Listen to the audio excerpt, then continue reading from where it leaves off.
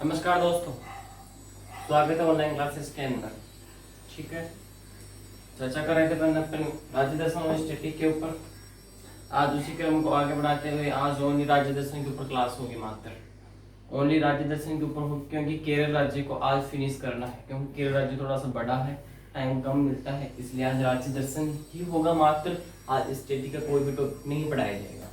बाद में अगर टाइम मिलता है लास्ट में तो 1 से 2 टॉपिक जरूर पढ़ा के जाऊंगा।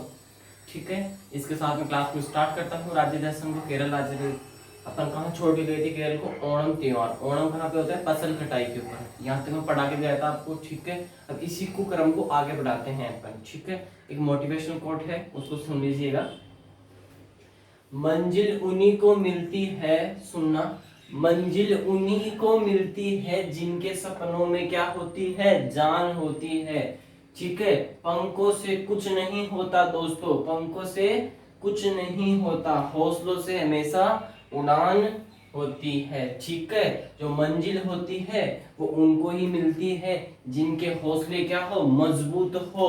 पंखों से उड़ान नहीं भरी जाती, हौसलों के पंखों से उड़ान भरी जाती है। जिनके हौसले ताकत होती है, जिनके हौसलों में मजबूत होते हैं हौसले, ठीक है, उनको ही क्या मिलती है? मंजिल मिलती है। ठीक है, वो आपके हौसले बहुत मजबूत है दोस्तों। ठीक है, चलो आगे चलते हैं।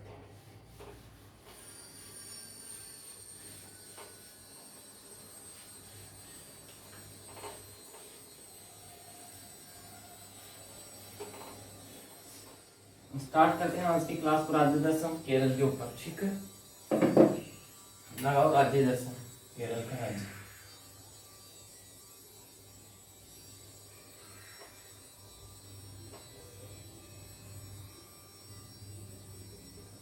राज्य दर्शन आज की तारीख है 19/5। चलो, राज्य दर्शन चल लेता है किसके ऊपर? केरल के ऊपर। स्टार्ट करते हैं केरल राज्य को, आज फिनिश कर देंगे केरल राज्य को। ठीक है, केरल के अंदर कहां तक पढ़ लिया था अपन ने? ओणम तक पढ़ लिया था। कहां तक पढ़ लिया था? ओणम तक पढ़ लिया था। ओणम कहां पे होता है? फसल कटाई के ऊपर होता है। लिखो आगे, पद्मनाथ स्वामी मंदिर। बताओ, पद्मनाथ स्वामी मंदिर ये कहां पे स्थापित है? केरल में ही स्थापित है। अगर केरल राज्य पढ़ रहे हैं तो केरल में ही स्थापित है पद्मनाथ स्वामी मंदिर। पूछ लिया जाए किस शैली का मंदिर है? किस शैली का मंदिर है? पद्मनाथ स्वामी मंदिर ये किसका है? द्रविड़ शैली। लिख लो इसको, किस शैली का है? द्रविड़ शैली का है। किसका है? द्रविड़ शैली। दूसरे द्रविड़ शैली का मंदिर को इसको ऐसे ही पूछेगा, तो इस क्वेश्चन को इसी प्रकार पूछेगा कि पद्मनाथ स्वामी मंदिर किस शैली में आता है? आपको बताना है द्रविड़ शैली। कौन सी शैली आती है? द्रविड़ शैली। ये लो द्रविड़। ठीक है, अब तो द्रविड़ शैली में आता है पद्मनाथ स्वामी मंदिर। पूछ ले इसमें किस की पूजा होती है? पद्मनाथ स्वामी मंदिर में किसकी पूजा होती है बताइएगा। पद्मनाथ स्वामी मंदिर में किसकी पूजा होती है? श्री कृष्ण की पूजा होती है। श्री कृष्ण की पूजा होती है। ठीक है, लेकिन वो सहन योद्धा के रूप में होती है। सहन योद्धा के रूप में, यानी कि लेटी हुई प्रतिमा होती है, लेटी हुई। ठीक है, किसकी? श्री कृष्ण की पूजा होती है। लिख लो, सैन योद्धा, सैन योद्धा के रूप में। ठीक है, सैन योद्धा, सैन रूप में, यानी सोए हुए रूप में, लेटी हुई प्रतिमा होती है। किसकी होती है? श्री कृष्ण की प्रतिमा होती है। श्री कृष्ण की, श्री कृष्ण की पूजा होती है। ठीक है, श्री कृष्ण भगवान की इसमें क्या है? मूर्ति है, वो लेटी हुई प्रतिमा है श्री कृष्ण भगवान की। किसमें? पद्मनाथ स्वामी मंदिर में। पूछ ले, पद्मनाथ स्वामी मंदिर का किसने बनवाया ये बताओ। लिखो, राजा मार्त्युदंड ने बनवाया। ठीक है, किसने बनवाया? राजा मार्त्युदंड ने।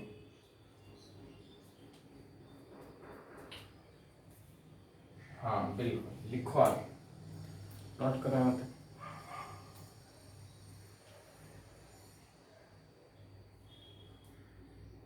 हाँ इसको सही से नोट करना, ये नहीं आएगा, मर्त्युंड ये आएगा, ठीक है। राजा मर्त्युंड ने बनवाया, किसको बनाया? राजा मर्त्युंड ने पद्मनाभ स्वामी मंदिर को। सैन्य योद्धा के रूप में कौन है? श्री कृष्ण है, श्री कृष्ण की पूजा होती है। पद्मनाभ स्वामी मंदिर किस शैली का मंदिर है? द्रविड़ शैली का मंदिर है। नोट करो और आगे बढ़ते हैं। आगे लिखो सबरीमाला का मंदिर। हाँ लिखो सबरीमाला, सबरीमाला का मंदिर, सबरीमाला, ठीक है। एक चीज और लिख लेना यहाँ पे, अट्टुकल पोंगल, कल पोंगल, अट्टुकल पोंगल, ये कहाँ का है? अट्टुकल पोंगल ये भी कहाँ का है? केरल का ही है अट्टुकल पोंगल। ओणम के लिए आगे लिख लेना अट्टुकल पोंगल, ठीक है। आगे चलो, सबरीमाला मंदिर बताओ, सबरीमाला मंदिर बताओ, ये किसको समर्पित है? सबरीमाला का मंदिर लॉर्ड अयप्पा को समर्पित है। ये लॉर्ड अयप्पा का मंदिर कहाँ का मंदिर है? लिखो, देखिए सही है कि कमेंट बॉक्स में लिखो, लॉर्ड अयप्पा का मंदिर। किसका मंदिर है ये? लॉर्ड अयप्पा का मंदिर। कौन सा मंदिर है? लॉर्ड अयप्पा का। कौन सा है? तो ये सबरीमाला का मंदिर लॉर्ड अयप्पा का मंदिर है, ठीक है। पूछ ले इसमें कौन कौन नहीं जाता पूजा करने के लिए? इसमें महिलाएं को नहीं एंट्री, महिलाओं को एंट्री नहीं है। सबरीमाला के मंदिर में महिलाएं नहीं जाती है, ओनली फॉर पुरुष ही जाते हैं। कौन नहीं जाती? महिलाओं को एंट्री नहीं है, महिलाओं को एंट्री नहीं है, महिलाओं को क्या नहीं है? एंट्री। पूछ ले ऐसा कौन सा मंदिर है जिसमें महिलाएं नहीं जाती? किस राज्य का है वो? केरल राज्य का है, सबरीमाला के मंदिर में। आपको पता चल गया होगा यहाँ तक? बिल्कुल, महिलाओं को अनुमति नहीं है इस मंदिर में, बिल्कुल सही बात है। किसमें? सबरीमाला के मंदिर में। यहूदियों का पूजा स्थल बताओ, यहूदी धर्म का पूजा स्थल सिनेगोग केरल। देख लेना आगे, इसको मिटा रहा हूं मैं। यहूदी धर्म का पूजा स्थल सिनेगोग, सिनेगोग कहाँ पे पड़ता है? ये भी पड़ता है केरल राज्य में ही पड़ता है। नोट करवा, फटाफट नोट करते जाइएगा। केरल राज्य थोड़ा सा बड़ा है, इसको फिनिश करना है।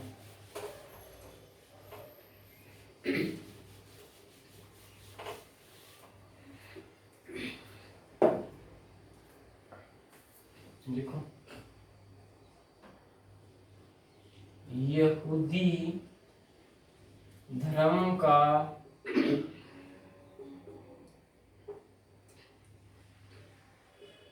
पूजा स्थल बताओ। अभी बताया सिनेगोग केरल, लिख लो सिनेगोग केरल, लिखो इसे, इसको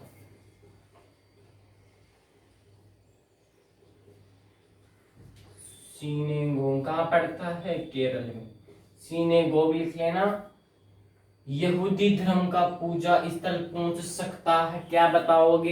यहूदी धर्म का पूजा स्थल सिनेगोग, ठीक है, केरल। आगे नोट करो, ओपन्ना डांस, ओपन्ना डांस बताओ, ये किस पर्व के ऊपर किया जाता है? इसमें कितनी महिलाएं होती है और कौन से जनजाति के द्वारा किया जाता है ओपन्ना डांस? लिख लो, ओपन्ना डांस किसके द्वारा किया जाता है? मोपल्ला जनजाति के द्वारा, मोपल्ला जनजाति के द्वारा किया जाता है। मोपल्ला जनजाति के द्वारा क्या किया जाता है? मोपल्ला जनजाति के द्वारा ओपन्ना डांस किया जाता है। पूछ ले, ओपन्ना डांस में कितनी महिलाएं होती है? लिख लेना इसको, इसमें 15 महिलाएं होती है, 15 महिलाएं होती है इस डांस में, ठीक है। और ये कौन करता है? महिलाएं ही करती है, पुरुष नहीं करते, महिलाएं ही करती है। महिलाओं की द्वारा किए जाने वाला डांस ओपन नाट डांस। इसमें कितनी महिलाएं होती है? 15 महिलाएं होती है। और ये किस जनजाति की महिलाएं करती है? मोपल्ला जनजाति की महिलाओं के द्वारा ही किया जाता है। कौन सा डांस? ओपन नाट डांस। यहूदी धर्म का पूजा स्थल सिनेगोग केरल। लिखो लिखो आगे। यहाँ पे एक पॉइंट और लिखो, कसाऊ साड़ी। कसाऊ,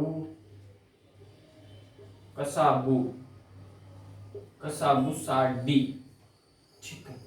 कसाबू साड़ी कहाँ की है? केरल की फेमस साड़ी है कसाबू साड़ी। लिख लो इसको,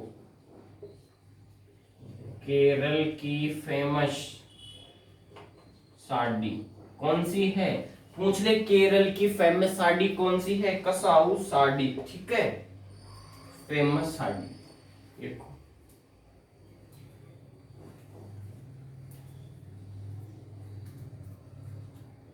कसाबू साड़ी लिख लिया होगा। आगे चलते।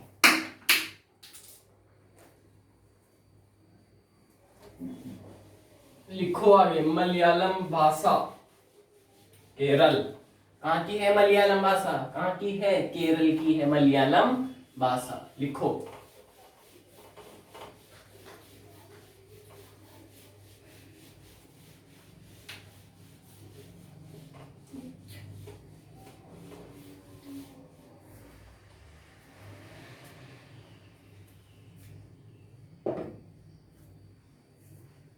लिखो यहाँ पे पॉइंट लगा दो। मलयालम भाषा कहाँ की है? मलयालम भाषा केरल की है। मलयालम भाषा कहाँ की है? केरल की है मलयालम भाषा। लगाओ केरल का भूगोल। अब पढ़ते हैं केरल का भूगोल। केरल की ज्योग्राफी के बारे में चर्चा करते हैं। अब पहले क्या पढ़ा अपन ने? केरल की राज्य व्यवस्था भी पढ़ ली, वैसे स्ट्रक्चर भी पढ़ लिया, आर्ट एंड कल्चर भी पढ़ ली। अब किसके ऊपर आते हैं? ज्योग्राफी के ऊपर। केरल की ज्योग्राफी स्ट्रक्चर, ज्योग्राफिक स्ट्रक्चर कैसा है किसका? केरल राज्य का। इसके बाद में क्या आएंगे? केरल का इतिहास, हिस्ट्री के ऊपर आएंगे फिर अपन। ठीक है, आगे चलो। लिखो भारत में सर्वाधिक, लिखो भारत में सर्वाधिक देशांतरी विस्तार कहाँ का है? बताइएगा, किस राज्य का है बताइएगा। भारत में सर्वाधिक विस्तार लिख लेना, यूपी का है। उत्तर प्रदेश। भारत में सर्वाधिक विस्तार पूछे उत्तर प्रदेश का, चाहे ये चौड़ाई में भी पूछे ना, अगर आपको ये चौड़ाई के अंदर भी पूछे तो भी कहाँ का है? उत्तर प्रदेश का। और वैसे भी पूछे ना, भारत में सर्वाधिक विस्तार कहाँ का है? उत्तर प्रदेश का। अगर चौड़ाई के अंदर पूछता है ना तो वो भी कहाँ का है? उत्तर प्रदेश का। अब लंबाई में पूछ ले, बताओ। अक्षांशीय विस्तार पूछे, आगे लिखो, आगे बताओ। यहाँ पे पूछा सर्वाधिक विस्तार, यहाँ पूछ ले अक्षांशीय विस्तार। बताओ ये कहाँ का है अक्षांशीय विस्तार? और जो अक्षांशीय विस्तार ये कहाँ में आएगा? लंबाई में। बताओ अब जाएगी तुम्हारी भैंस पानी में। बताओ,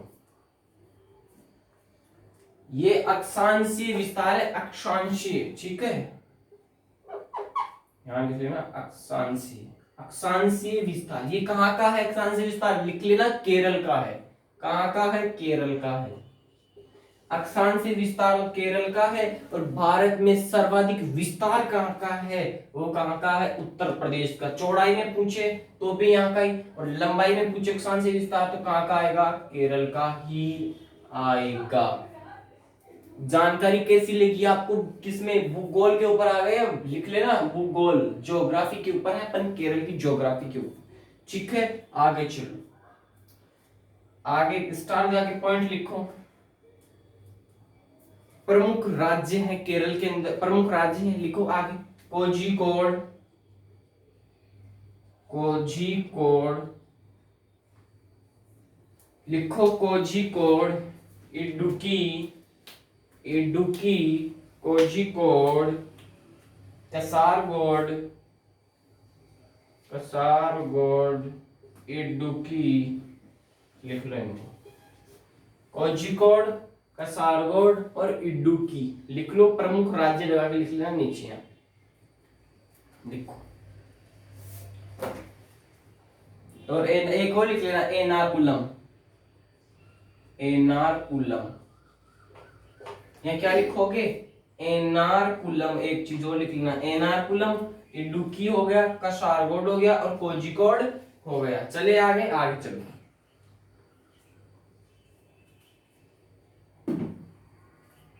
आगे लिखो, इसको मिटा रहा हूं। पेरियार नेशनल पार्क बताओ। एलिफेंट बताओ। तुम तो ये बताओ पेरियार नेशनल पार्क के बारे में बताओ। कौन है पेरियार नेशनल पार्क में, क्या फेमस रहता है वहां का? केरल, पेरियार केरल में है, लिख लो इसको, इतना सा ही लिख लो। अभी तो आपकी एक क्लास जो होगी ना वो केवल नेशनल पार्क के ऊपर ही ले आऊंगा कि जितने भी नेशनल पार्क है ना उनको निपटारा कर देंगे एक ही बार में सबको। ठीक है, लिखो। एलिफेंट रिजर्व भी बोलते हैं। ठीक है, एलिफेंट रिजर्व कहाँ पे है? पेरियार नेशनल पार्क को एलिफेंट रिजर्व भी बोलते हैं, नोट कर लेना इस चीज को।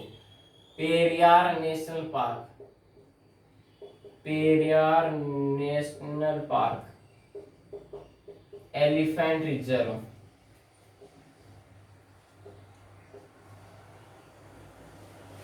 ठीक है, एलिफेंट रिजर्व हो यहाँ पे है ना, एलिफेंट रिजर्व। ठीक है, एलिफेंट रिजर्व है Periyar national park. National park जो है ना वो सभी का निपटारा एक क्लास लेऊंगा, एक ऐसी क्लास होगी जिसमें सभी राज्यों के नेशनल पार्क के ऊपर क्लास होगी और निपटारा कर देंगे सभी का वहां पे। ठीक है, आगे चलो। साइलेंट वैली, साइलेंट वैली ये तो सबको पता होगा, बताओ। साइलेंट वैली, बिल्कुल एनपी लगा लो यहाँ पे, एनपी। एनपी का अर्थ है नेशनल पार्क। फिर कह रहा हूं तुम तो नोट ही कर लो, ये करो। Silent valley national park. अब आगे मैं जहां भी एनपी लिखूं उसका मतलब समझ जाना, नेशनल पार्क होगा। नेशनल पार्क कहां पे है? ये केरल में है। कहां पे है? केरल में। कौन है? Silent valley national park, Periyar national park, elephant reserve. ठीक है, एलिफेंट रिजर्व। आगे चलो, नीलगिरी लिखो, आगे पॉइंट लगा के लिखो, स्टार लगा के पॉइंट लिखो। नीलगिरी, नीलगिरी थाहर, थाहर किस राज्य में? लिखो नीलगिरी थाहर, नीलगिरी थाहर किस राज्य में, किस राज्य में पशु है? किस राज्य का पशु है नीलगिरी थाहर? नीलगिरी थाहर किस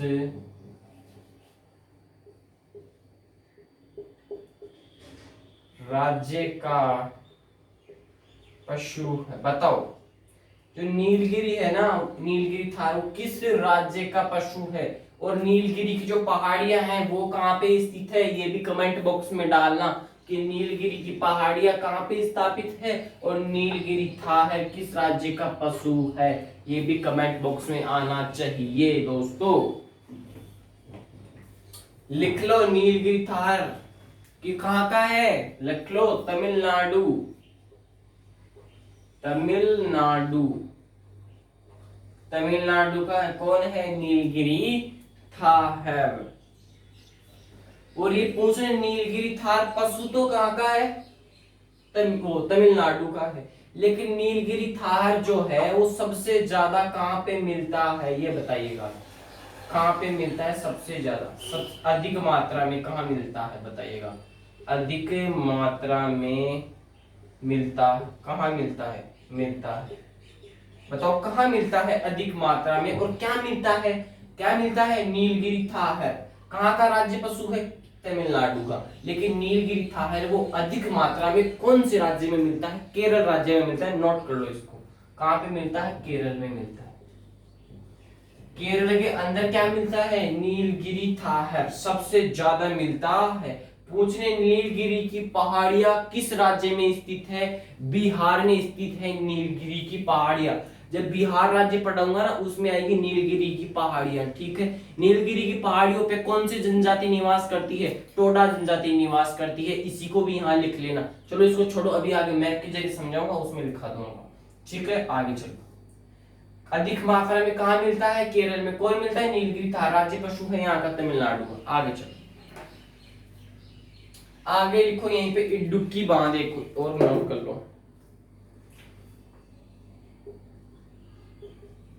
इडुक्की बांध पूछ ले, इडुक्की बांध किस नदी के ऊपर है? इडुक्की बांध लिख लो, पेरियार नदी। पूछ ले, पेरियार नदी, पेरियार नदी। अब ये बताओ पेरियार नदी किस राज्य में है? केरल में है, ये भी नोट करो यहाँ पे। केरल में आती है पेरियार नदी, ये भी नोट करो। लिखो इडुक्की बांध, पेरियार नदी। पेरियार नदी किस किस राज्य में स्थित है? केरल में। केरल का राज्य दर्शन पढ़े तो केरल ही पढ़ेंगे ना, ठीक है। इडुक्की बांध, पेरियार नदी, केरल। सबसे अधिक मात्रा में नीलगिरी थार कहाँ मिलता है? केरल में मिलता है। किस कहाँ का राज्य पशु है? तमिलनाडु का। Silent whale national park Kerala. Periyar national park elephant reserve, ठीक है, कहाँ पे? केरल में। आगे चले, इनको इरेज करो और आगे नोट करो। आगे लिखो, बहुत इंपॉर्टेंट है।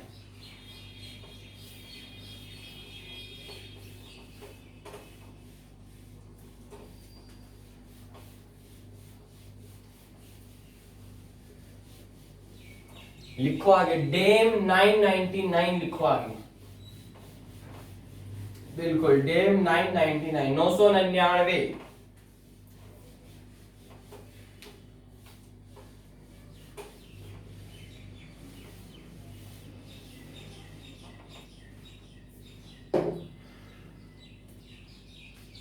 लिखो आगे, डेम 999 नोट करो।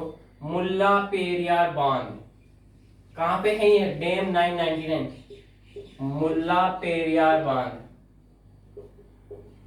कहां पे है? मुल्ला पेरियार बांध, बिल्कुल। अभी आपको मैप से समझाऊंगा कि कुछ दो दर्रे हैं, उन दर्रों के मध्य कौन सी पहाड़ी स्थापित है, सबसे बड़ी कौन सी है, ये सभी भी मैप के जरिए समझाऊंगा। बहुत बढ़िया तरीके से समझने की कोशिश करना, ठीक है। अभी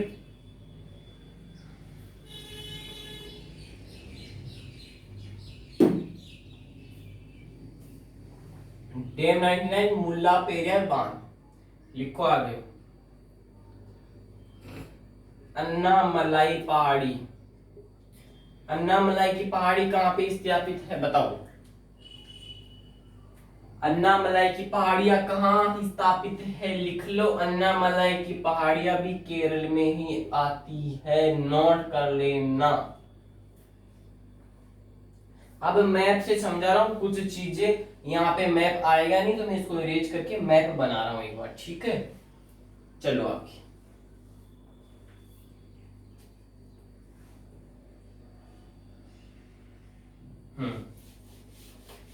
चलो आगे।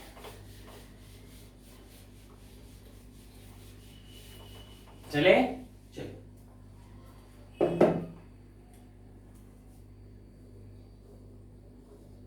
एक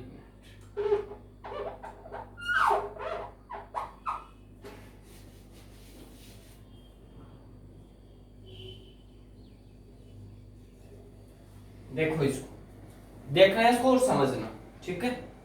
मैप देखो, ठीक लगाओ तो ठीक है, कोई दिक्कत नहीं, बना लेना कॉपी में। देखो पेंटर तो होनी कि इसको अच्छा बना दो, जैसा बनाना है वैसे बना दिया मैंने, ठीक को। यहाँ पे नोट करना, यहाँ पे देखो, यहाँ पे दो दर्रे हैं, ठीक है। इन दोनों के बीच में कौन सा दर्रा है? इन दोनों के बीच में कौन सा दर्रा है? और ये क्या है वो भी बताऊंगा, कौन कौन सी पहाड़ियां हैं, इनके बीच में कौन कौन से दर्रे हैं। लिखो यहाँ पश्चिमी व पूर्वी घाट। लिखो पश्चिमी व पूर्वी घाट। अभी यहाँ पे मैप से और समझा रहा हूं। लिखो पश्चिमी व पूर्वी घाट मिलते हैं। कहां पे मिलते हैं बताओ? नीलगिरी में। लिखो यहाँ पे पश्चिमी व पूर्वी घाट मिलते हैं।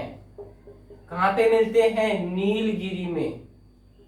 नीलगिरी में, नीलगिरी में क्या मिलते हैं? पश्चिमी व पूर्वी घाट मिलते हैं। अभी यहाँ बता दूंगा आपको नीलगिरी की पहाड़ियां, ठीक है, उसके अंदर सबसे वहां पे टोडा जनजाति निवास करती है।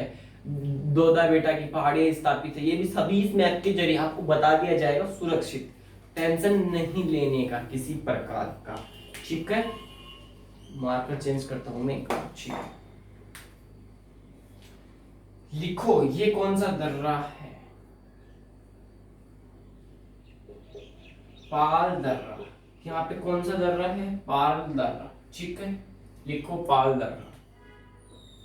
पाल दर्रा पूछे ये रहा, ठीक है, यहाँ पे है पाल दर्रा, लिखो। और ये कौन सा दर्रा बताओ? सीनेकोट का दर्रा। सीनेकोट, वो सीनेगोग था, यहूदी धर्म का पूजा स्थल सीनेगोग केरल था। ये सीनेकोट दर्रा है, ठीक है। सीनेकोट दर्रा है, सीनेकोट दर्रा। बताओ, ये तो पाल दर्रा, यहाँ सीनेकोट दर्रा। और ये कौन सी पहाड़ी बताओ? ये कौन सी पहाड़ी है? ये है नीलगिरी की पहाड़ी। लिख लेना ये कौन सी पहाड़ी है? ये नीलगिरी की पहाड़ी है, नोट कर लेना इसको। नीलगिरी की पहाड़ी कौन सी है? नीलगिरी की पहाड़ी ये वाली है, नीलगिरी की पहाड़ी, ठीक है। और ये कौन सा दर्रा है? पाल दर्रा। कौन सा दर्रा है? पाल दर्रा। कौन सा है? ये वाला। और ये क्या है? नीलगिरी की पहाड़ी। और ये बताओ कौन सा दर्रा है? सीनेकोट का दर्रा। सीनेकोट और पाल दर्रे के बीच में कौन सी पहाड़ी स्थापित है? ये वाली बताओ, कमेंट बॉक्स में डालो, देखिए इसका नाम बताओ। यहाँ पे आती है पाल दर्रा और सीनेकोट के बीच में अन्नामलाई। लिख लेना इसको, अन्नामलाई। कौन आती है? वो भी लिखाया था ना, पीछे पीछे वाले पे गया वो, अन्नामलाई, ठीक। अन्नामलाई यहाँ पे क्या आती है? अन्नामलाई। यहाँ पे क्या है? सीनेकोट दर्रा। यहाँ पे कौन सा है? पाल दर्रा। ये क्या है? नीलगिरी की पहाड़ी है, यहाँ पे नीलगिरी की पहाड़ी है, ठीक है दोस्तों। आगे चले, आगे चलो, पूछ ले नीलगिरी की पहाड़ी की सबसे ऊंची चोटी पूछे। नीलगिरी पहाड़ी की सबसे ऊंची चोटी लिखो, सबसे ऊंची चोटी पूछे। हाँ, सबसे ऊंची चोटी पूछे, नाम बताओ। नीलगिरी पहाड़ी की सबसे ऊंची चोटी का नाम बताओ। अभी बोला था मैंने, दोदा बेटा की चोटी, दोदा बेटा की चोटी।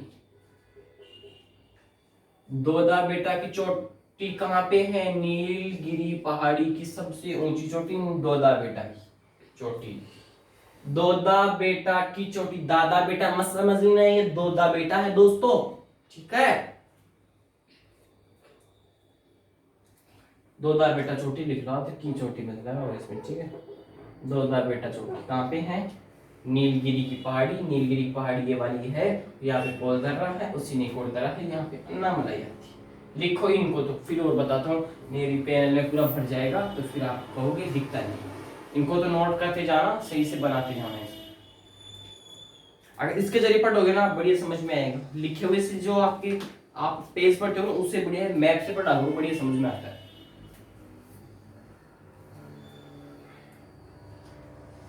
अब ये बताओ, ये क्या है? यहाँ पे ये क्या है? ये कौन सी पहाड़ियां है? ये कार्डमम की पहाड़ियां हैं। कार्डमम, कार्डियम आती है ना, कार्डियम, इलायची। इलायची कहाँ की प्रसिद्ध है? यहाँ की तो है कार्डियम, ठीक है। लिखो यहाँ पे कार्डमम हिल। यहाँ पे कौन है? कार्डमम हिल है यहाँ पे। तो यहाँ पे क्या है? अन्नामलाई। और यहाँ पे क्या है? नीलगिरी की पहाड़ी, ठीक है। नीलगिरी की पहाड़ी और अन्नामलाई के बीच में कौन सा दर्रा पूछ सकता है? पाल दर्रा पूछ ले अन्नामलाई व कार्डमम हिल के बीच में कौन सा दर्रा, सीनेकोट दर्रा। मैंने इनसे यहां से 4 से 5 क्वेश्चन निकाल के बताए हैं इस मैप से, तो इनको एक बार नोट करो फिर आगे और चलते। लिखो अन्नामलाई पहाड़, जो अन्नामलाई है ना इसकी भी तो सबसे ऊंची चोटी होगी, जैसे नीलगिरी की है तो नीलगिरी की सबसे ऊंची चोटी दौदा बेटा की चोटी। अन्नामलाई की सबसे ऊंची चोटी अनाई मुड्डी, लिख लो अन्नामलाई की सबसे ऊंची चोटी, लिख लो सबसे ऊंची चोटी किसकी, अन्नामलाई की। अनाई मुड्डी लिख लो, लिख लो अनाई मुड्डी, अनाई मुड्डी, ठीक है। पूछ ले इस अनाई मुड्डी ये कितनी मीटर ऊंची है, 2695, लिख लो 2695 मीटर ऊंची है, ठीक है। अनाई मुड्डी 2695, 2695 मीटर है ये ऊंची, ठीक है। किसकी, अन्नामलाई की सबसे ऊंची चोटी अनाई मुड्डी 2695 मीटर ऊंची है। नीलगिरी की पहाड़ी की सबसे ऊंची चोटी दौदा बेटा की चोटी है। और कार्डमम और अन्नामलाई के बीच में कौन सा दर्रा, सीनेकोट दर्रा। और अन्नामलाई व नीलगिरी के बीच में कौन सा दर्रा, पाल दर्रा। इनको नोट करो एक बार।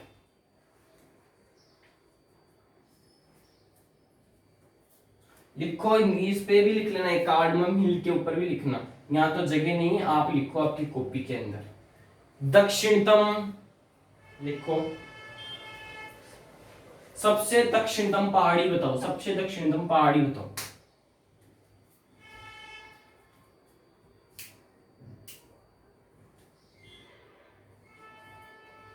यहां पे नोट कर लेना, मैं इसको इसी प्रकार से लेके आ रहा हूं, ठीक है।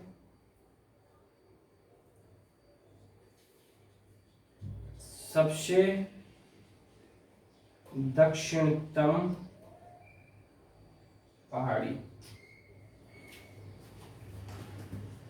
सबसे दक्षिणतम पहाड़ी कौन सी है बताओ, वो भी कार्डमम हिल की पहाड़ी ही है। सबसे दक्षिणतम पहाड़ी कौन सी है, सबसे दक्षिणतम पहाड़ी कार्डमम हिल की पहाड़ी है। मैंने यहाँ पे एरो लगा दिया है, देख लेना। और पूछे कार्डमम हिल की क्या प्रसिद्ध है, इलायची प्रसिद्ध है, जो आप चाय में पीते हो ना, वो वाली कार्डमम हिल की इलायची, लिख लो इसको यहाँ पे, इलायची प्रसिद्ध है, इलायची।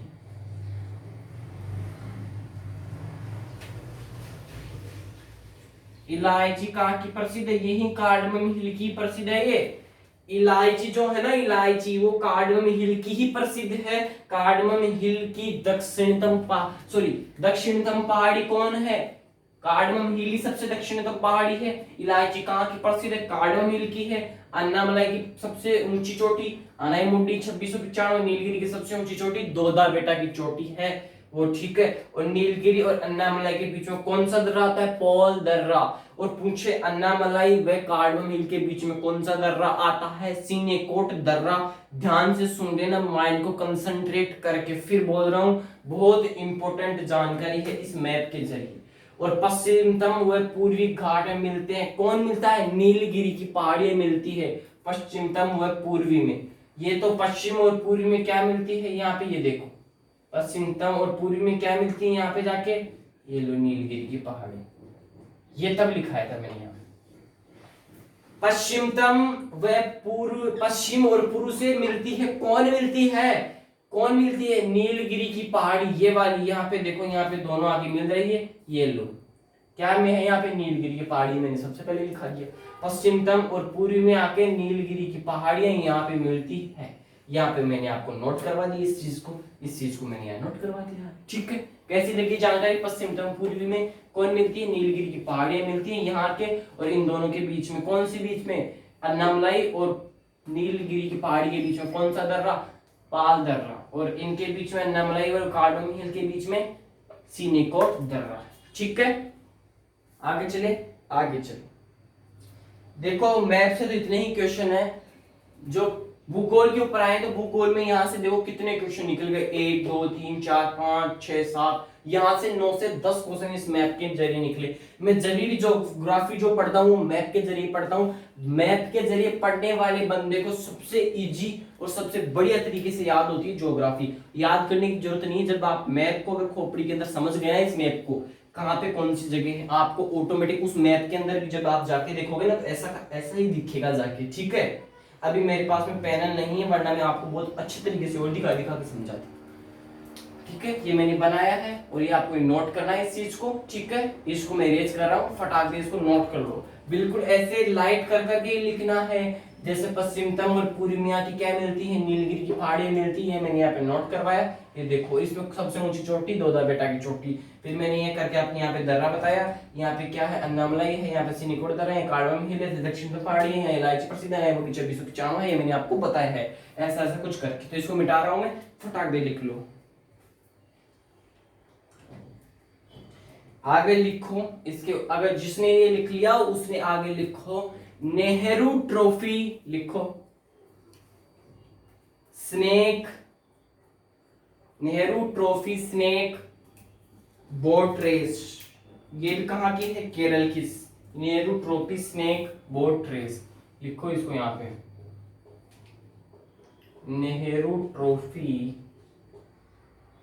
नेहरू ट्रॉफी लिखो, Nehru trophy snake boat race, snake boat race, इसको आगे लिखा हुआ है जगह में, ठीक है।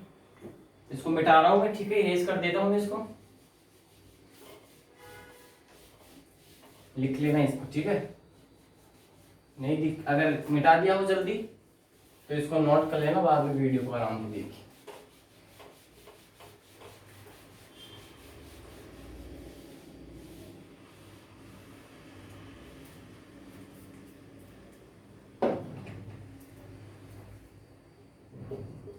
Nehru trophy snake boat race, लिखो Nehru trophy snake boat race, ये कहाँ की, केरल की। अब नोट कर लो इसको, नीचे आ गया उसको याद नोट कर लेना, और ये एक पॉइंट को नोट करो, Nehru trophy snake boat race Kerala, ये भी नोट कर लेना, ठीक है। Nehru trophy snake boat race कहाँ का है, snake boat race Nehru trophy कहाँ की, केरल की है, ठीक है। आगे चले, आगे चले। मेरी तरफ से तो भूगोल कंप्लीट है, आर्ट एंड कल्चर कंप्लीट है, राज्य व्यवस्था कंप्लीट है, और इसका बेसिक स्ट्रक्चर कंप्लीट है। और हेडिंग लगाओ आगे, केरल का इतिहास। भूगोल इतना ही था, मैंने समझा दिया, भूगोल से जो क्वेश्चन निकलने थे मैंने निकाल दिए थे, ठीक है। आगे चलो, इतिहास ही चलेगा आगे, ठीक है।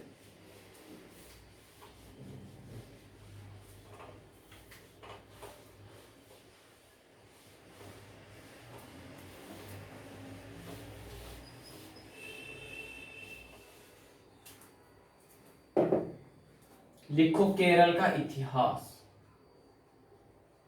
केरल का इतिहास, हिस्ट्री, ठीक है। केरल की हिस्ट्री के ऊपर आया पन्ना। अब पूछे केरल की नदियों के नाम, केरल में कौन कौन सी नदी है बताओ। देखिए केरल में 3 नदियां हैं, ये तो मैं बता देता हूँ। केरल के इतिहास के ऊपर आए हैं तो केरल में नदियां बताओ मेरे को एक बार, आप केरल में कितनी नदियां आती है, मैंने नदियां नहीं पढ़ाई आपको, बताओ, लिखो। एक तो आती है पेम्बा नदी, कौन सी आती है, पेम्बा नदी। 2 के नाम और बताओ। एक पीछे पढ़ी लिया आपने, पेरियार नदी, अगर जिसने ढंग से पढ़ी हो वो तो बता देगा, पेरियार नदी, पेम्बा नदी। अब एक और बताओ नदी का नाम, बहुत गजब का नाम, उस नाम बताओ।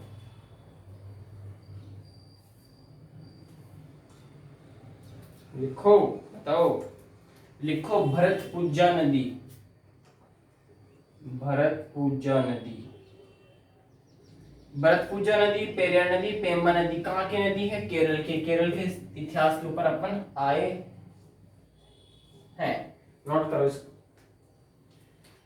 अब आपको ये समझाता हूं कि जो केरल है ना उसका निर्माण कैसे कैसे हुआ है और कब होता है, ये देखो, नोट करो, सामने लिखो, लिखो त्रावणकोट त्रावणकोट, फिर लगाना प्लस, लिखो त्रावणकोट, त्रावणकोर लिखो, फिर लगाओ प्लस, फिर लिखो कोचीन, त्रावणकोर प्लस कोचीन प्लस मालाबार।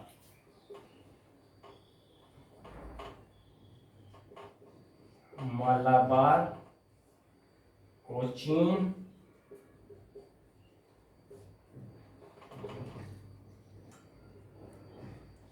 कोचीन मालाबार था, ठीक है। और एक क्या था, त्रावणकोर, देखो त्रावणकोर केरल का निर्माण था, त्रावणकोर।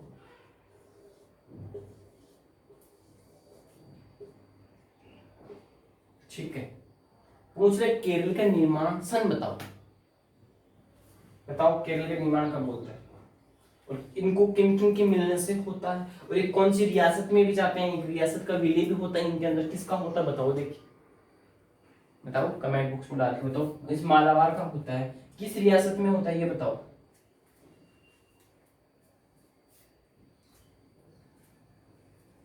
तुम तो ये बताओ मालाबार जो है वो किस रियासत का भाग था, पहले लिख लिया ना, मद्रास रियासत का भाग था।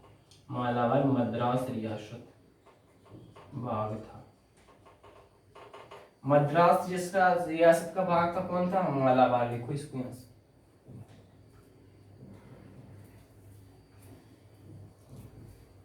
मद्रास रियासत ये पूछ ले तो यहाँ पे लिखना तमिलनाडु, तमिलनाडु लिख लेना। और इन दोनों का विलय होके इसका निर्माण होता है त्रावणकोर और कोझिकोड का। मद्रास रियासत में दोनों विलय होके त्रावणकोर और कोझिकोड दोनों का विलय करके केरल राज्य का निर्माण होता है। त्रिकोर और कोझिकोड के जरिए मालाबार किसमें, मद्रास रियासत का भाग हो गया तमिलनाडु में, इनका विलय आके इसमें दोनों में, और ये दोनों का विलय करके इसका निर्माण हो जाता है, केरल का निर्माण हो जाता है। केरल का निर्माण कब होता है सन बताओ, लिखो 1 नवंबर 1956, लिख लेना इस चीज को, ठीक है। 1 नवंबर 1956 है, 1956 का होता है 1956, लिख लेना, दिख रहा नहीं हो तो 1956 है, 1 नवंबर 1956, ठीक है। देखो 1 नवंबर 1956, यहां तक लिख लो एक बार। एक भैया का कमेंट आ रहा है सर जीआई टैग तो बताओ। दोस्त जीआई टैग भी बताएंगे, अभी जीआई टैग भी पढ़ेंगे, ठीक है, जीआई टैग भी पढ़ेंगे आपके भी, अभी इसके बाद में जीआई टैग ही लेऊंगा, ठीक है। कमेंट आ रहा है एक बच्चे का, ठीक है।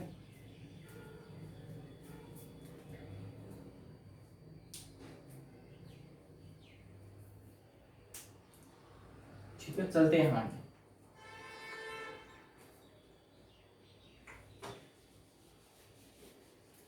कमेंट करो, देखिए एक बार कमेंट करो सभी, समझ में तो आ रहा है इन्हें, जितने भी जुड़े हुए एक बार कमेंट करो देखें। हाँ बिल्कुल बिल्कुल, चलो आगे चलते हैं।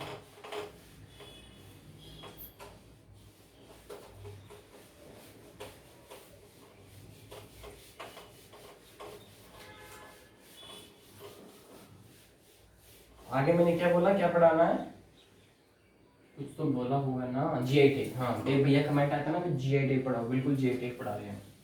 अब देखो जीआई टैग के ऊपर आते हैं, पानी पी के फिर रेडी होता हूँ मैं जीआई टैग के ऊपर, बिल्कुल खत्म कर देंगे, 15 से 20 मिनट का टॉपिक हो रहा है।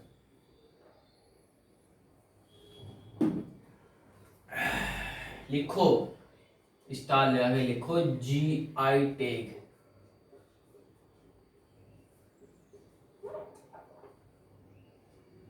अब पूछ ले कोई, ये तो दिमाग में आता होगा आपके क्वेश्चन, गुरुजी आप जब भी जीआई टैग पढ़ाते हो, अभी पीछे भी पढ़ा है, तो आपने जीआई की फुल फॉर्म नहीं बताई, लिख लो ज्योग्राफिकल इंटीग्रेटेड, ज्योग्राफिकल इंटीग्रेटेड लिख लो इसको, ज्योग्राफिकल इंटीग्रेटेड। ज्योग्राफिकल इंटीग्रेटेड क्या है, जीआई टैग है, ठीक है, ज्योग्राफिकल इंटीग्रेटेड। अब पूछ रहे इसके अंदर आप क्या पढ़ोगे, पहले ब्लैक पेपर लिखो, जीआई टैग किस किस को मिला हुआ है, ब्लैक पेपर।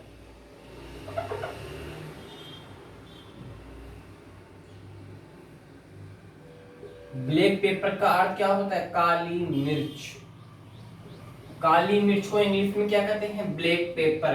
इसको क्या मिला हुआ है केरल में? जीआई टैग मिला हुआ है इसको, ठीक है। लिखो आगे।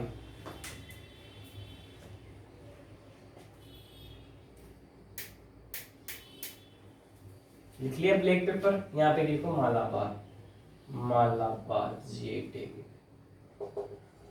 GI tag geographical integrated Malabar और ब्लैक पेपर, काली मिर्च,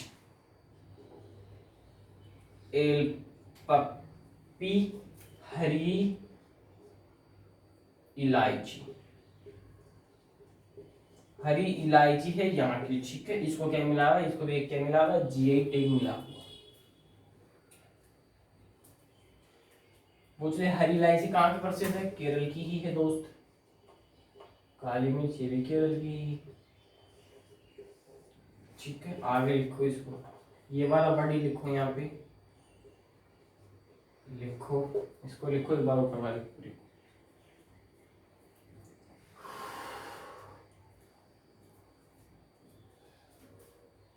चलो एक चीज बताओ आप, तो ये कोयर क्या होता है? कोयर, कोयर क्या होता है? कोयर बताइए आप मुझे, कोयर क्या होता है? कोयर क्या होता है? कमेंट बॉक्स में डालो एक बार, कोयर क्या होता है?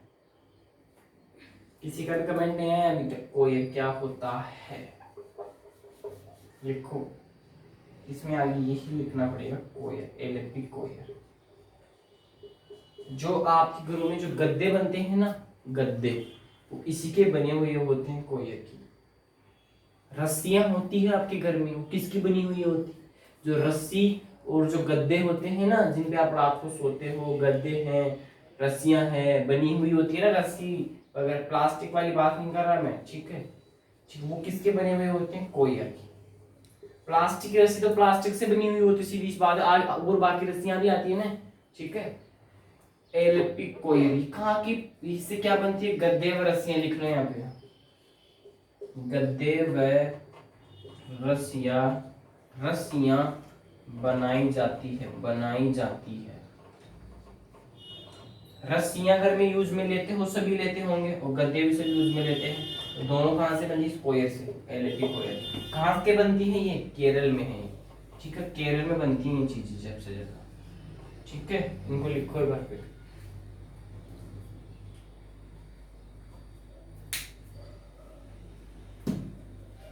अच्छा रसिया लिख दिया क्या? एक भैया कमेंट आया, रसिया लिख दिया मुझे हाथ में।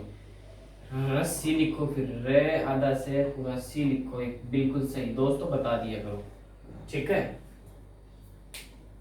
चले आगे, आगे लिखो, नोट करवा।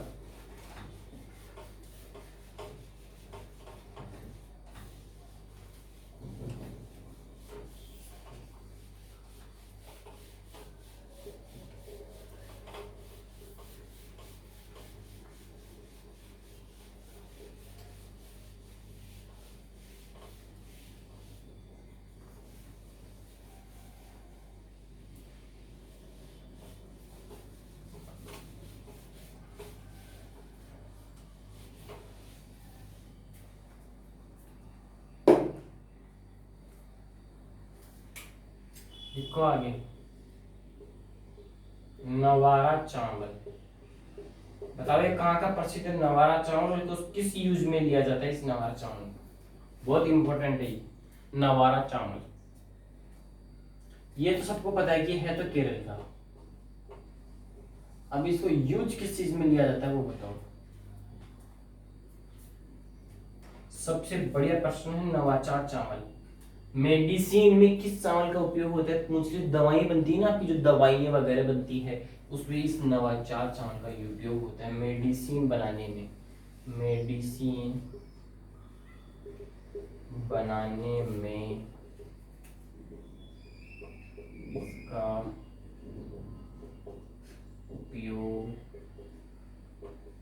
किसका उपयोग होता है मेडिसिन बनाने में? मेडिसिन बनाने में नवाचार चावल का उपयोग होता है। इसको स्टार रख नोट कर लेना इसको, ठीक है। आगे चले, एक क्वेश्चन और लिखो, इसको लिखो, हाँ एक और लिखो, एक और लिखो, एक और लिखो। यहाँ एक दिमाग में आएगा, मैं भूल जाऊंगा उस क्वेश्चन को मैं।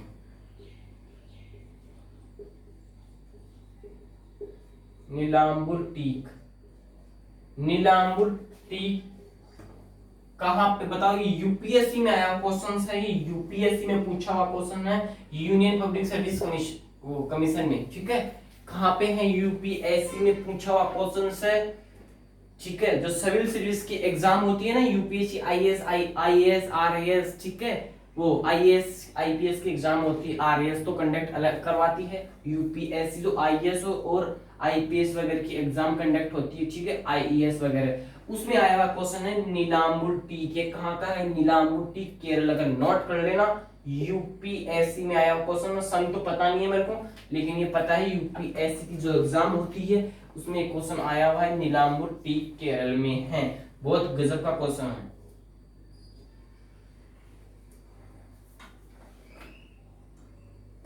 एक और है यार, लिखो, एक और लिखो, एक पढ़ा होगा सबने ये चीजें तो।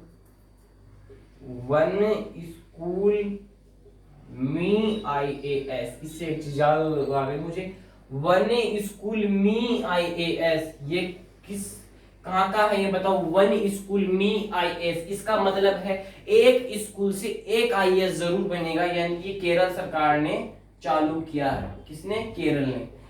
एक स्कूल से एक आईएएस कहाँ का है? केरल का। वन स्कूल मी आईएएस, यानी कि एक स्कूल से एक आईएएस केरल का है, ठीक है। लिखो इसको, केरल में स्टार्ट हुआ है, बिल्कुल स्टार्ट हुआ।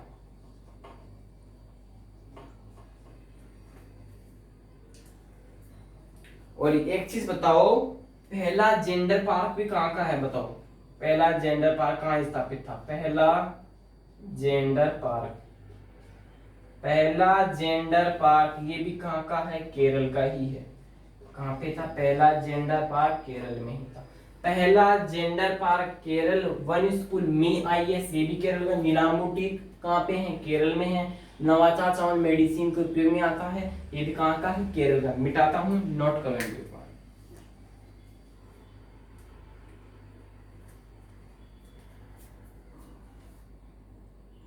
मिटा दूं? चलो आगे लिखो, के शैलेजा, के शैलेजा। थोड़ा सा मैटर होगा ना, फिर फिनिश करते हैं इसको। अभी आपको मैं मान लो वो स्टैटिक पढ़ाता, फिर जीडोज पढ़ाता, फिर इसके ऊपर आता, नहीं होता, आज भी नहीं होता, कल भी नहीं होता, ठीक। तो इससे बढ़िया है एक दिन उनको रोक के, उनको कल ज्यादा ले लेंगे, थोड़ा कल बिहार को स्टार्ट, उसको अलग राज्य स्टार्ट करेंगे ना, मध्य प्रदेश पढ़ेंगे फिर, ठीक है। बिहार तो बाद में पढ़ेंगे, उससे पहले तो यूपी आ जाएगा। UP, UP Uttar Pradesh. लिखो, के शैलेजा,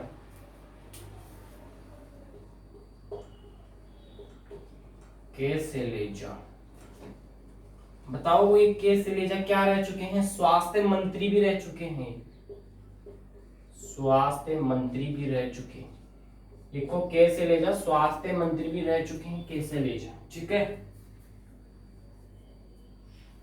पूछ ले के शैलेजा को कौन सा अवार्ड दिया गया, क्वेश्चन यही पूछेगा आपको, ये नहीं पूछेगा के शैलेजा क्या थे, स्वास्थ्य मंत्री थे, ये नहीं थे। आपको पूछेगा के शैलेजा को कौन सा अवार्ड दिया गया? थिंकर अवार्ड, लिख लो।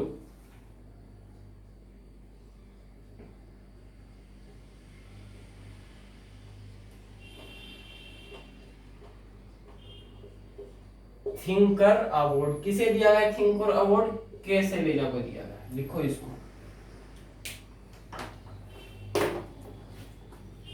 लिख लिया होगा। थिंकर अवार्ड किसे मिला? के शैलेजा को मिला, ठीक है। आगे लगाओ, SVEE स्वीप कार्यक्रम, लिखो आगे।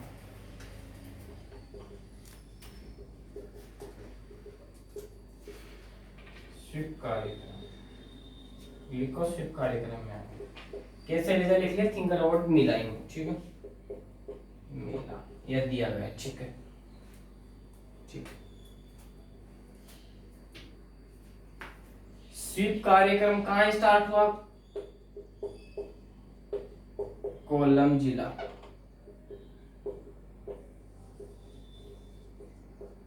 कोल्लम जिला इसमें क्या हुआ, स्वीप कार्यक्रम स्टार्ट होता है कहाँ पे, कोल्लम जिले।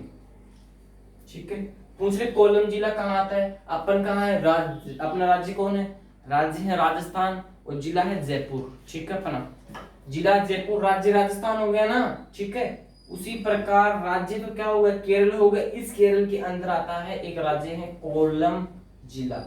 ठीक है, मैंने पढ़ाया था केरल में कितने जिले हैं बताओ, देखिए कमेंट बॉक्स में डाल के पढ़ाया था ना, बताओ।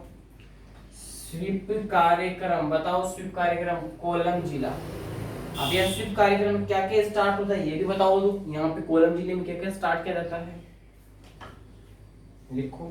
चुनाव आयोग के द्वारा, ये तो चुनाव आयोग कार्यक्रम होता है यहाँ पे, एक तो और एक और बता दो,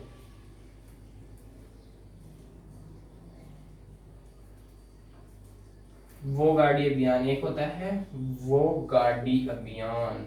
ये दो अभियान चलते हैं, एक चुनाव आयोग चलते हैं, वो गाड़ी अभियान। ये दोनों कहाँ चलते हैं, स्वीप कार्यक्रम कोल्लम जिले। लिखो इनको फिर मिटा दो। क्या वोट आएगा क्या, एक बच्चे कमेंट आएगा वोट आएगा, बिल्कुल दोस्त सही, वोट आएगा। वोट गाड़ी अभियान कहाँ का है, स्वीप कार्यक्रम। चुनाव आयोग ये भी कहाँ का है, स्वीप कार्य, ये कहाँ का है, कोल्लम जिले के ही सर। इनको मिटाता हूँ, नोट करो फटाक से।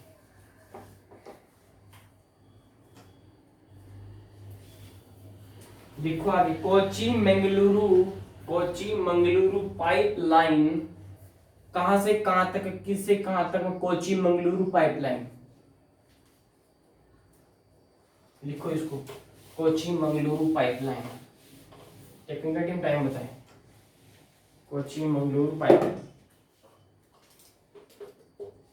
लिखो इसको फटाक दे, टाइम नहीं है फिर। कोची मंगलुरु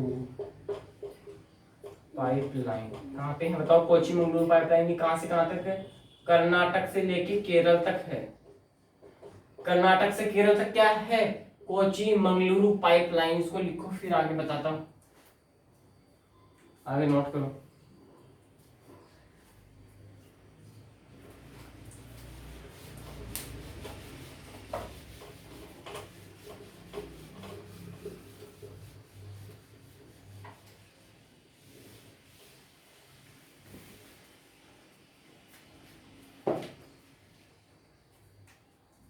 लिखो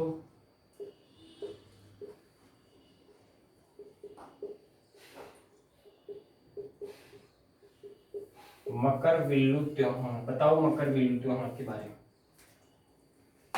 बताओ, मकरविल्लु त्योहार।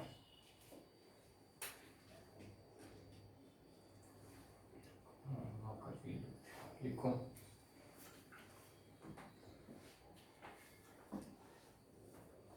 बताओ कहाँ पे किया जाता है, ये केरल में होता है, किस मंदिर में होता है, लिख लो इसको, सबरीमाला के मंदिर में। सबरीमाला के मंदिर में होता है, कौन सा होता है सबरीमाला के मंदिर में, मकरविल्लु त्योहार होता है। मकरविल्लु त्योहार सबरीमाला में होता है। और सबरीमाला जो है ना, जो सबरीमाला वो कहाँ पे है बताओ, सबरीमाला केरल में स्थापित है। ठीक है, केरल में स्थापित है। केरल में स्थापित क्या है, मकरविल्लु त्योहार। पूछ रहे मकरविल्लु त्योहार कितनी तारीख को मनाया जाता है बताओ, कमेंट बॉक्स में डालो। मकरविल्लु त्योहार कितनी तारीख को मनाया जाता है, लिख लेना 14 जनवरी। 14 जनवरी को क्या बनाया जाता है, मकरविल्लु का त्योहार बनाया जाता है सबरीमाला के मंदिर में, और केरल में होता है। ठीक है, इसको नोट करो। फिर आगे लिखो आर्य राजेंद्र।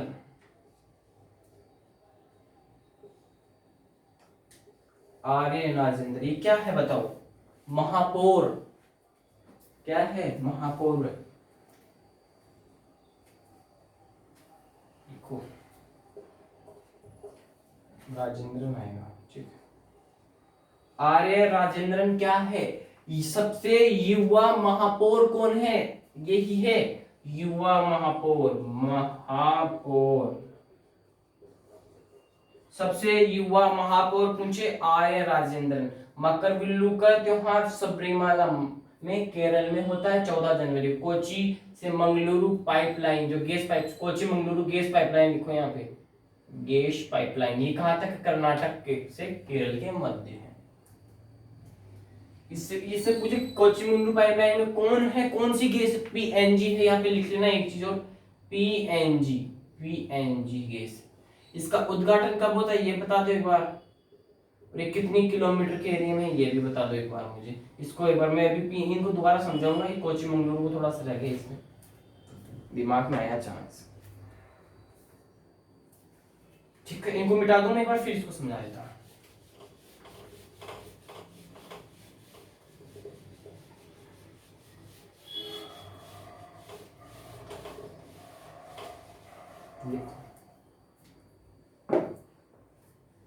कोचिमंगलुरु गैस पाइपलाइन, इसमें क्या है, कौन सी गैस? पीएनजी। ठीक है, इसका उद्घाटन कब होता है बताओ? ये होता है जनवरी 2021 के अंदर इसका उद्घाटन होता है। किसका उद्घाटन होता है? पीएनजी और कोचिमंगलुरु गैस पाइपलाइन। इसके पूछ ले कितनी किलोमीटर के में है? 450 किलोमीटर में है, ये भी नोट कर लेना। 450 किलोमीटर, उद्घाटन जनवरी 2021 में, पीएनजी का होता है कोची से मंगलुरु गैस, कर्नाटक से केरल। मिटाता हूं, आगे चलो, लिखो आगे। आर्य राजेंद्रन हो गया, महापौर हो गया, युवा महापौर। अब लिखो रेशमा मरियम, रेशमा मरियम, बताओ कौन है रेशमा मरियम?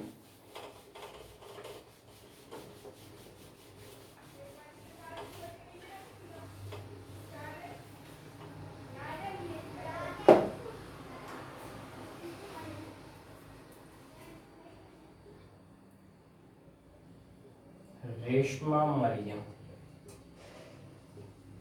रेशमा मरियम बताओ कौन है? युवा पंचायत, जो युवा पंचायत है ना, उसमें सबसे युवा पंचायत, जैसे भी युवा महापौर कौन थी बताओ? आर्य राजेंद्र थी। उसी प्रकार ये इसको, इनको भी क्या मिला हुआ है? युवा पंचायत समिति में। ये क्या है? युवा पंचायत, युवा है ये पंचायत समिति में, युवा सबसे युवा। ठीक है, युवा पंचायत समिति कहां पे? केरल में। लिखो इसका,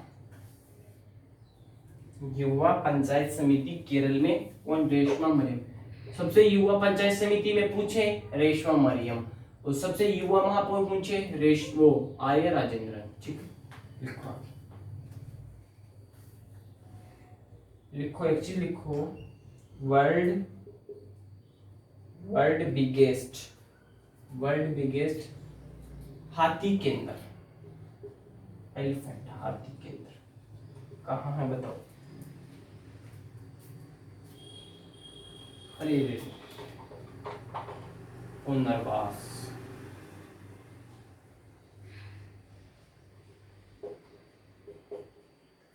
वर्ल्ड बिगेस्ट हाथी पुनर्वास केंद्र, ये भी कहां पे है? केरल में ही है। फिर कह रहा हूं, वर्ल्ड बिगेस्ट हाथी पुनर्वास केंद्र केरल में ही है। और सबसे युवा पंचायत महापौर वो पूछे, युवा पंचायत समिति कहां पे है? कौन है? रेशमा मरियम। और सबसे युवा महापौर पूछे आर्य राजेंद्रन, कहां पे है? केरल में। ठीक है, आई, और ये वर्ल्ड बिगेस्ट हाथी पुनर्वास के अंदर, इसको स्टार लगा के पॉइंट को लिख लेना। ठीक है, छपने वाला क्वेश्चन एग्जाम में। आगे चलो, आगे लिखो थोड़ा सा और आगे। कलारी पट्टू, बताओ एक कलारी जो पट्टू, कलारी पट्टू अकादमी कहां पे है बताओ? कलारू पट्टू अकादमी, कलारू पट्टू अकादमी भी कहां पे है? केरल में ही है। केरल की मार्शल आर्ट क्या है बताओ? मार्शल आर्ट ही तो है कलारी पट्टू, मार्शल आर्ट पढ़ाया नहीं था कि मार्शल आर्ट में शामिल है। जो केरल की मार्शल आर्ट है ना, उसमें शामिल है ये चीज। कलारी पट्टू अकादमी केरल वाली है ना, कलारी पट्टू केरल की मार्शल आर्ट में शामिल है। ठीक है, बिल्कुल। यूथ गेम्स भी है यहाँ, यूथ गेम्स भी है। ठीक है, देखो इनको, यूथ गेम्स में मार्शल आर्ट में शामिल है केरल कलारी पट्टू अकादमी। लिखो आगे। देश का पहला श्रमिक आंदोलन केंद्र कहाँ है? देश का पहला श्रमिक आंदोलन केंद्र कहाँ है बताइएगा। केरल में तो है, केरल में किस जगह पे, उस जगह का नाम बताना है। अल्पपुस्सा लिख लेना इसको, कहां पे है? अल्पपुस्सा केरल। अल्पपुस्सा केरल में क्या है? देश का पहला श्रमिक आंदोलन केंद्र अल्पपुस्सा केरल में स्थापित है। देश का पहला श्रमिक आंदोलन केंद्र। कलारीपट्टू का आदमी केरल में मार्शल आर्ट में शामिल है। यूथ गेम्स भी आता है। वर्ल्ड बिगेस्ट हाथी पुनर्वास केंद्र केरल का है। रेशमा मरी में युवा पंचायत समिति और युवा महापौर कौन है? आर्या राजेंद्रन। आगे नोट करो। मेरी तरफ से आपको केरल का जो वो राज्य दर्शन था वो मेरी तरफ से पूरा कंप्लीट होता है। ये जानकारी आपको कैसी लगी यहाँ पे केरल के राज्य दर्शन के ऊपर बताइएगा। केरल का राज्य दर्शन कैसा लगा आपको? ठीक है, केरल में एक दो पॉइंट और लिख लो थोड़ा सा, याद आ गए।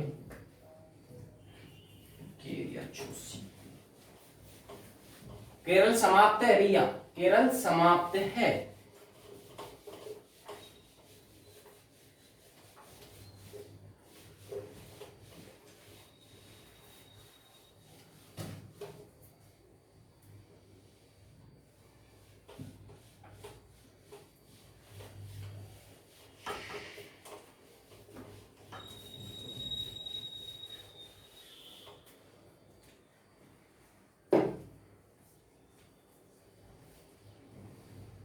लिखो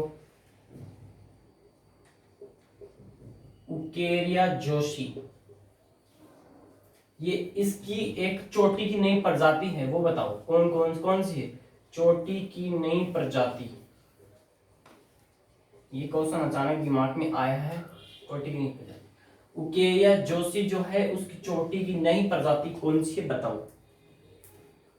और ये बताओ, तुम तो सबको छोड़ो, उकेरिया जोशी किस नेशनल पार्क में आता है? किस नेशनल पार्क के किनारे में? तो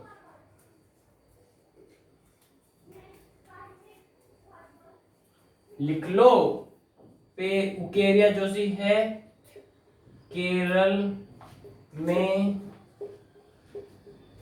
Periyar national park. Periyar national park में है उकेरिया जोशी। इसकी एक चोटी की नई प्रजाति है ये। ठीक है, चोटी की नई प्रजाति ही है उकेरिया जोशी, जो कहां पे है? Periyar national park. कहां पे?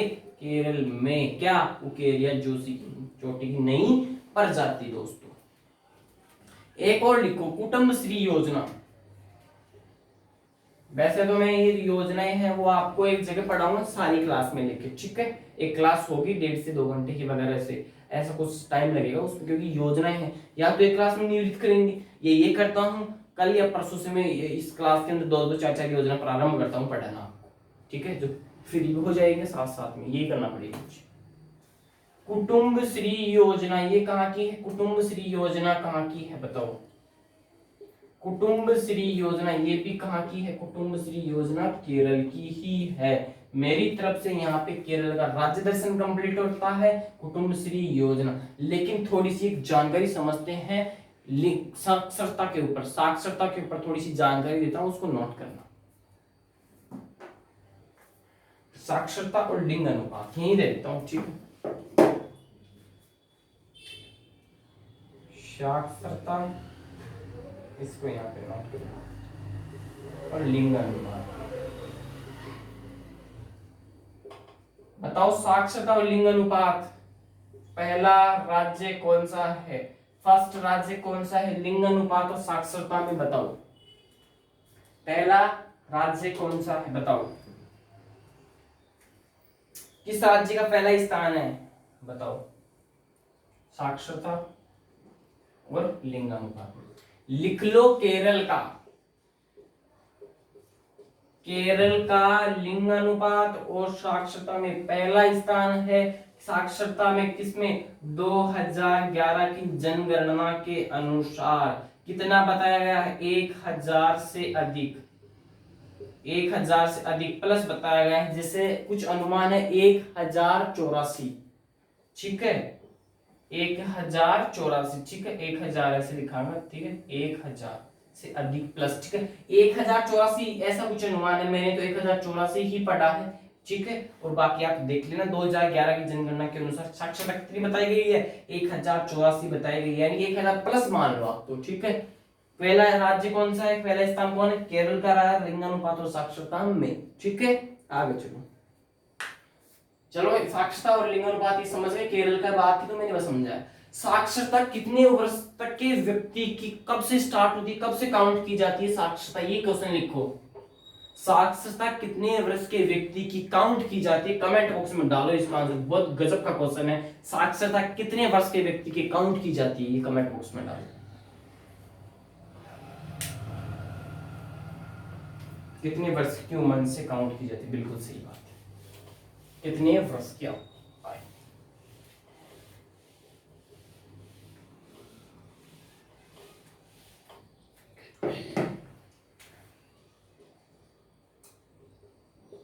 साक्षरता कितने वर्ष की, साक्षरता कितने वर्ष की उम्र से काउंट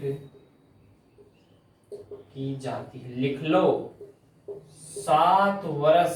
7 वर्ष का जब व्यक्ति हो जाता है तो यहां से उस व्यक्ति की साक्षरता में वो काउंट होने लग जाता है। बहुत इंपॉर्टेंट क्वेश्चन है, नोट कर लेना। ऐसे क्वेश्चन एग्जाम में पूछे जाते हैं। साक्षरता कितने वर्ष की उम्र से काउंट होती है? काउंट पूछा है, साक्षरता पूछा है, ठीक है। क्लास कितने वर्ष की? 7 वर्ष की। और साक्षरता और लिंग अनुपात में पहला स्थान किसका है? केरल का है। 2011 की जनगणना के अनुसार 1000 से अधिक बताया गया है। अनुमान है 1084 बताया गया है, ऐसा कुछ अनुमान बताया गया है। एग्जैक्ट एजेंडा नहीं है मेरे पास में। 1000 प्लस याद रख लेना आप तो। अगर एग्जाम में 1084 आता है तो ये ठीक है, वरना 1000 प्लस देगा तो ठीक है। वहां 1000 लिखा हुआ होगा, 1084, दोनों में से एक ऑप्शन देगा। कोई सा भी टिक लगा के आ जाना, गलत क्वेश्चन नहीं होगा। 1084 याद रखोगे तो भी कोई दिक्कत वाली बात नहीं है। मेरी तरफ से जो केरल था उसका पूरा राज्य दर्शन फिनिश करता हूं, ठीक है। और जो कल है वो आपकी लगातार उसी स्टैटिक के ऊपर क्लास होगी, उसी के डोज के ऊपर क्लास होगी, उसी राज्य दर्शन। कल होगा महादेव का तांडव, शुरू करेंगे, महादेव की नगरी में चलेंगे। कल कहां पे चलेंगे? महादेव की नगरी मध्य प्रदेश के ऊपर अपन चलेंगे। फ्लाइट में बैठ जाना, सभी अपने कपड़े लेके बोरी बिस्तर बांध के अभी यहाँ से केरल से रवाना हो जाएंगे। अभी मैं आपको बैठा देता हूँ किसमें? फ्लाइट में। और कल का उतर जाना तुमने, रात में ही जाके पहुंच जाना महादेव की नगरी मध्य प्रदेश में। और सुबह कल अपन चर्चा करेंगे महादेव की नगरी मध्य प्रदेश के अंदर। घूमेंगे आराम से, कहाँ कहाँ क्या है देखेंगे सुनेंगे। जैसे केरल को घूम लिया, असम को घूम लिया, अब इन दोनों का रिवाइज भी करते रहना दोस्तों। इनका रिवीजन तो मैं करवा दूंगा, ठीक है, टेंशन नहीं लेने का। आप तो केवल इस क्लास को लेते जाइएगा और लेने के बाद में आधे से 1 घंटा इसको रिवाइज किया करो डेली एक बार, पीछे वाले को पूरे को। बाकी तो रिवाइज में करवा ही देता हूँ, ठीक है। जैसे पीछे वाला तो उसको रिवीजन करवाया मैंने, ठीक है, क्लास वगैरह में रिवाइजन करवाया। अब कल क्या होगा? महादेव वो मध्य प्रदेश का तो होगा राज्य दर्शन, स्टैटिक भी होगा और डोज भी होगा कल से। और मैं सोच रहा हूँ कल से आपको 2 से 3 योजना भी ऐड कर दूं साथ में, जो आपकी योजनाएं हैं वो भी फ्री हो जाए साथ साथ में। कल से आपको एक चीज ये भी पता होनी चाहिए, कल से योजना भी स्टार्ट कर दी जाएगी। लास्ट में 2 से 3 योजना भी पढ़ा दूंगा, ठीक है, ठीक है। फिर से कहूंगा, मंजिल ने अफसोस से कहा तेरे बस की बात नहीं। होस्टल ने मंजिल की आंखों में आंखें डाल के बोला चल छुट्टी, तेरी इतनी औकात नहीं, ठीक है। अपने माँ बाप का सम्मान रखना, ठीक है। जब भी पढ़ो अपने माँ बाप की फोटो अपने सामने टेबल पर रख के फिर पढ़ा करो, ठीक है। इतना ही कहूंगा। Bye bye, have a nice day, जय हिंद, जय भारत।